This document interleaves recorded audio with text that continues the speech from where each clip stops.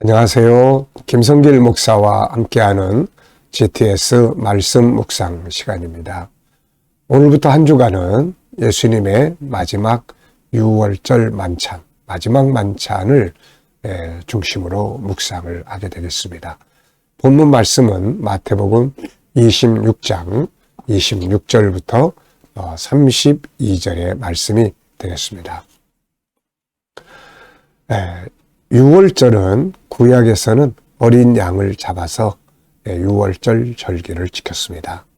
그런데 이제 예수님이 오신 뒤로는 이 짐승이 아니라 예수님 자신이 바로 제물이 되어주셨죠. 그래서 우리 신약시대의 유월절은 양 잡아서 하는 게 아니라 주님의 떡과 잔을 함께 나눔으로써 이루어집니다. 우리를 위해 십자가에 죽으시는 것을 내가 먹고 마시는 것이죠. 이것을 받아들이는 방법은 세 가지인데요. 하나는 믿음으로, 예수님 나 위해 십자가에 죽으셨다는 것, 믿음으로 받아들임으로써 유월절이 이루어집니다. 그리고 두 번째는 이제 성찬식이죠. 그래서 성찬식에 참여함으로써 떡과 잔을 마시게 되고, 세 번째는 내 생활 속에서 주님과 늘 소통하고 교제함으로써 주님을 먹고 마시는 것이 되겠습니다. 이 같은 유월절 절기를 내가 늘 지킴으로써 내 속에 예수님 계시고 내가 구원받은 백성으로서 은혜를 누리고 살게 됩니다.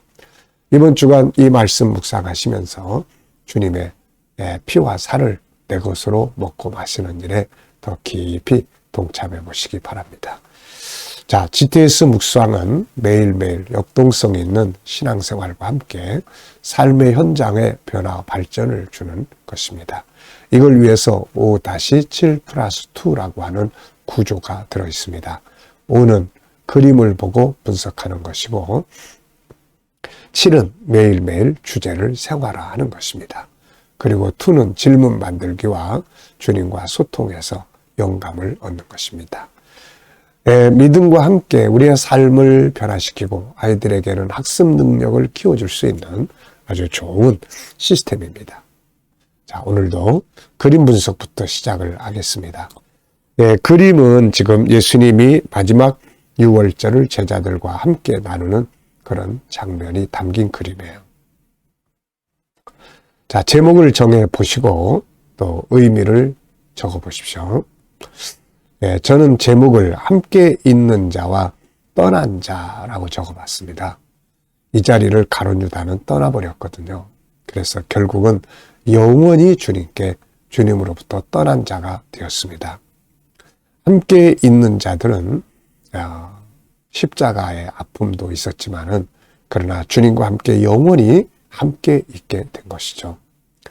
자, 주님과 함께 있는 자가 그날의 영광에도 함께 할 수 있다. 주님을 떠나서는 안 된다. 가룟 유다는 이 자리를 떠났다. 네, 우리는 주님과 함께하는 자리에서 절대로 떠나서는 안 되는 것이죠. 자, 주님이 생명이기 때문에 주님을 떠난다는 것은 바로 사망을 의미하는 것입니다. 이것을 예수님은 요한복음 15장에서 포도나무와 가지로 비유를 하셨어요. 가지가 나무에서 떨어져 나가면 말라서 죽게 되지 않습니까? 열매를 맺기 위해서는 가지가 나무에 딱 붙어 있어야 되는 거죠. 분석해 보겠습니다. 눈에 보이는 부분은 예수님, 그리고 9명의 제자들, 그리고 탁자, 그리고 상 위에 잔과 또 병이 있습니다. 자, 그리고 보이지 않는 부분에는 이 만찬 자리에 계셨던 예수님의 마음, 이제 조금 있으면 고난이 시작이 되는데 그걸 염두에 두시고 계실 주님의 모습, 마음, 그리고 이 시간에 주님이 들려주시는 말씀들, 그리고 이 자리를 떠난 가룟 유다, 그리고 이 만찬의 의미, 그리고 이 만찬의 결과, 이런 것들은 다 숨겨져 있는 그런 비밀들입니다. 자, 세 번째입니다. 그림에서 가장 중요한 것은 무엇인가요? 저는 주님의 떡과 잔이다 이렇게 적었고요. 그리고 예수님께서 마지막으로 남겨주신 약속이 있죠. 그게 바로 29절인데요. 이제부터 포도나무에서 난 것을 내 아버지의 집에서 나라에서 새 곳으로 함께 마시는 날까지는 마시지 않겠다. 이렇게 말씀하신 내용이에요. 아버지의 나라에서 우리 함께 나누자. 이런 약속이죠. 이게 얼마나 멋진 약속입니까? 네 번째는 연상법 훈련입니다. 자, 눈 감으시고요. 이 그림 한번 쭉 떠올려 보십시오. 가운데 예수님이 계시고 이쪽으로 3명, 이쪽으로 3명, 이쪽으로 3명, 12제자인데 지금 나머지 3명은 보이지 않는 부분들에 있는 것 같습니다. 그리고 탁자가 있고 그 위에 물병도 있고 잔들이 놓여 있습니다.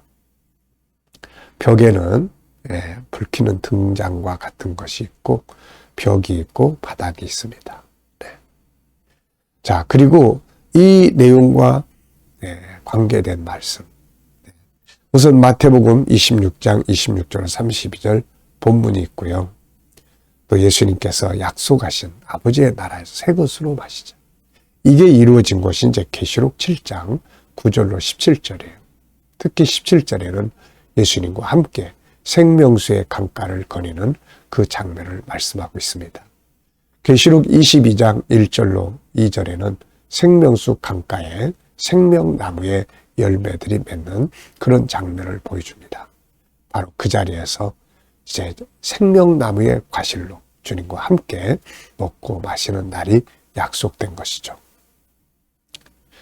자, 그리고 이제 요한복음 13, 14, 15, 16, 17장.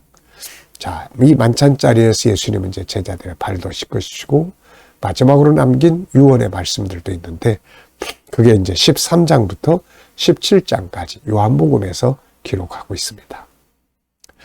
자, 주님의 마지막 기도 요한복음 17장에는 예수님이 제자들을 위해서 마지막으로 기도해 주시는 내용이 나왔는데 3가지 내용이 나옵니다. 바로 저희가 서로 하나 되게 해달라는 것. 두 번째는 저희를 죄에서 보호해 달라는 것. 그리고 승리하고 예수님이 누리시는 영광의 자리에 다 같이 참여할 수 있게 해달라는 것을 기도하죠. 그리고 이제 감람산으로 올라가시게 됩니다. 자, 우리 아이들은 또 이 그림에서 수학 찾기 또 해보시고요.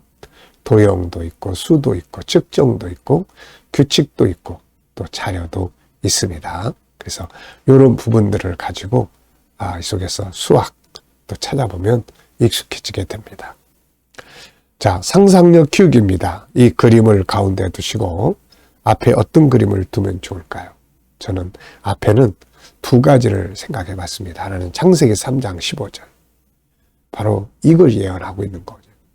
그리고 출애굽기 12장 구약의 6월절의 시작. 양 잡아서 이제 6월절 피를 뿌리고 그 다음날 출발하는 이런 내용이에요.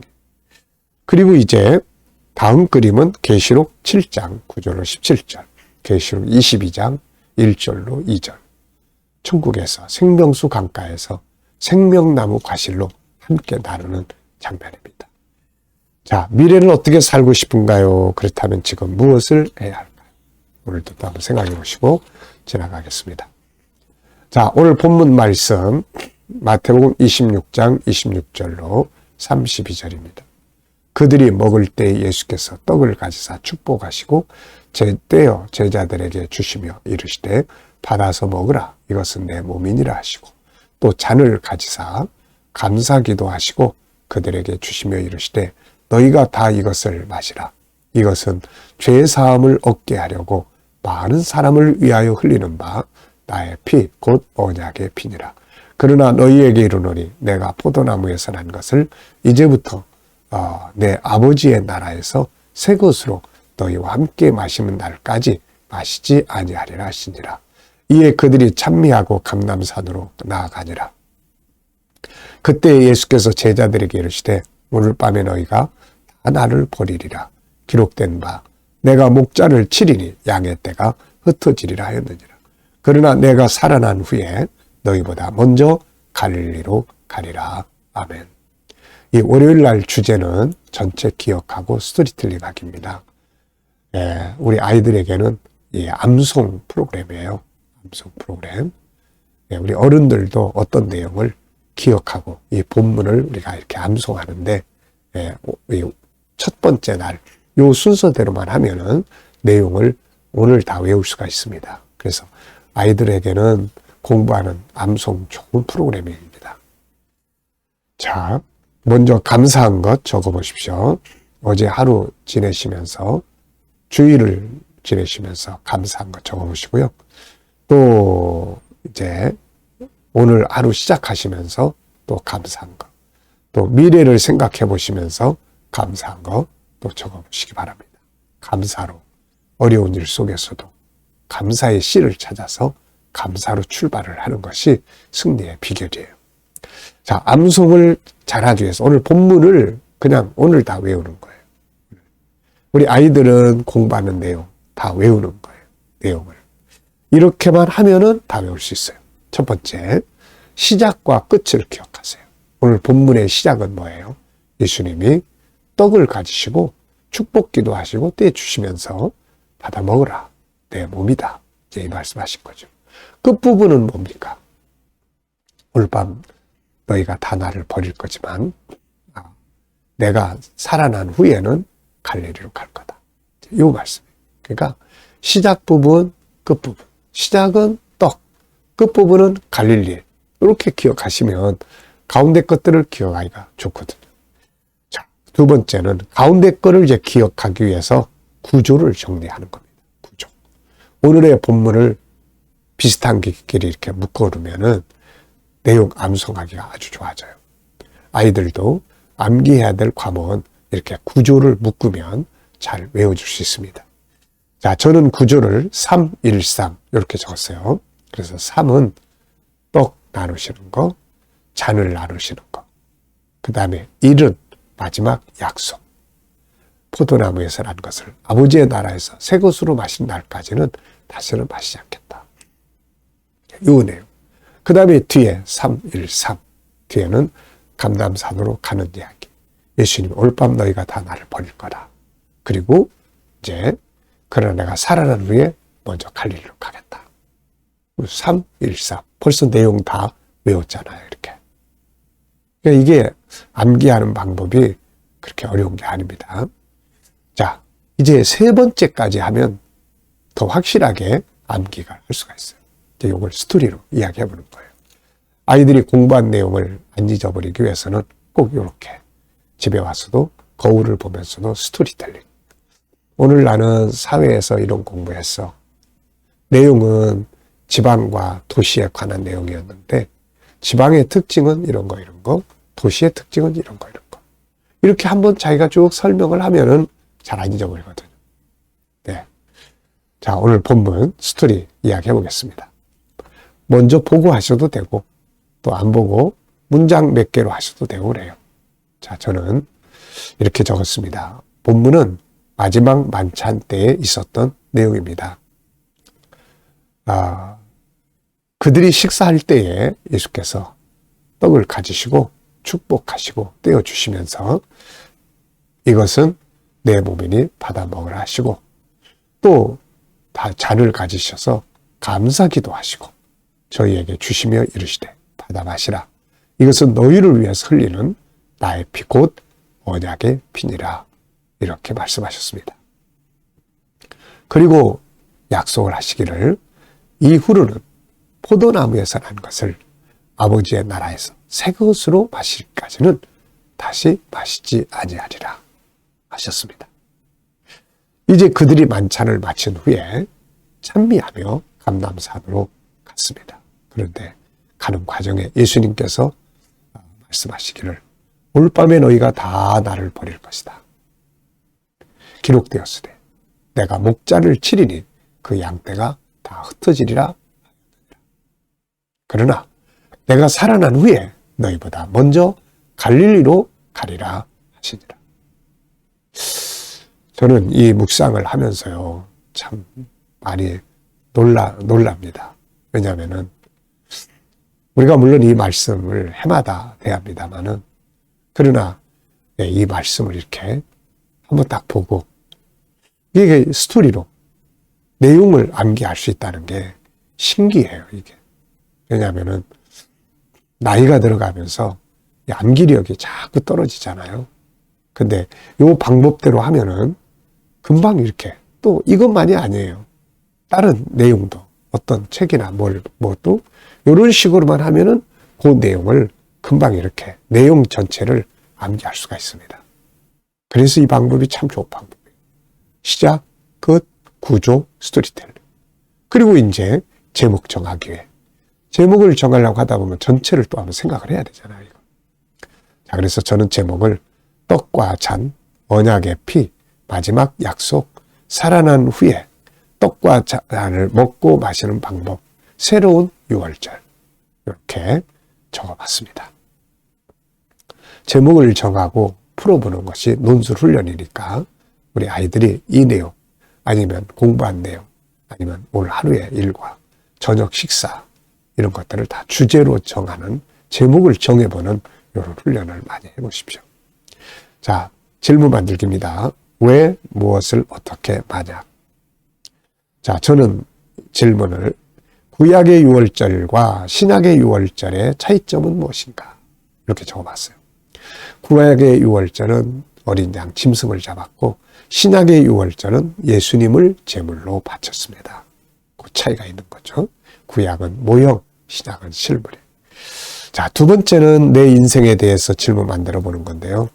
저는 이렇게 적었습니다. 내 인생에서 중요한 것들은 무엇인가? 주님과 소통하기, 사명 감당하기, 건강관리 잘하기, 그리고 가족, 또 성도들, 그리고 일할 수 있는 환경. 자, 이제 묵상 시간입니다. 그림과 문자를 통해서, 본문을 통해서 분석하고 은혜 많이 받았습니다. 이제는 내 삶의 현장을 놓고 예수님과 의논하는 훈련입니다.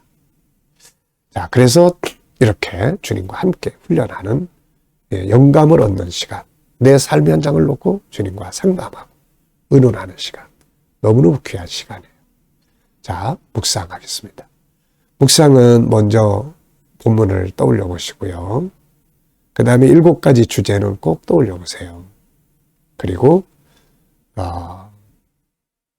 오늘 내 삶의 현장 하나하나 떠올려 보시고, 그리고 또 이제 예수님께 물어보십시오. 오늘 누구를 만납니까? 어떤 일을 해야 되나요? 업무는 뭔가요? 해결해야 될 문제는 뭔가요? 주님, 어떻게 해야 되나요? 오늘 이 사람 만나서 무슨 말을 하면 좋을까요? 어떤 자세로 오늘 이 일을 진행하면 좋을까요? 주님이라면 어떻게 하시겠습니까? 오늘 사용할 말씀은 뭔가요? 7가지 주제 중에 어떤 것을 중심으로 문제를 해결해 볼까요? 그리고 하나하나 이렇게 생각해 보고, 그러면 주님이 주시는 영감이 있습니다. 내 감정이나 내 생각을 가지고 행동하기보다는 주님이 주시는 이 감동, 영감을 가지고 살면 훨씬 더 아름답게 좋게 살 수 있습니다. 오늘도 묵상과 함께 승리 하루 되시기 바랍니다. 기도하고 마치겠습니다. 주님 감사합니다. 오늘도 묵상으로 하루 시작합니다. 복된 하루 되게 해주시옵소서. 우리 자녀들, 친척들, 동료들, 주여 믿지 않는 자들 주께 돌아와 구원받게 하여 주시고, 믿음을 가진 자들은 더 깊은 영성의 자리에 이르게 하여 주옵소서. 주님, 오늘도 또 성도들의 직장과 사업장에 더욱 부흥하고 발전하게 하시고, 오늘도 또 새로운 일터를 구하는 자들에게는 좋은 일터들이 예비될 수 있게 하여 주옵소서.